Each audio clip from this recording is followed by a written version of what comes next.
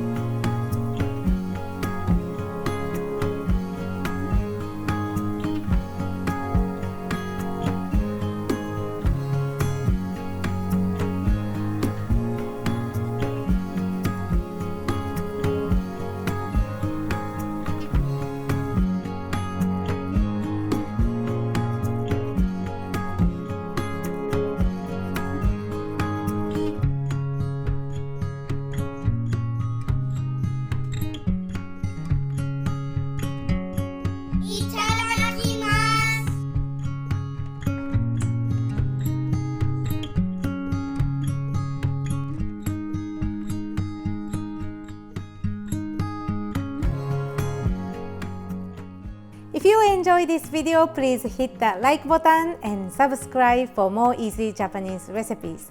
Thank you so much for watching. I will see you soon in my next video. またね!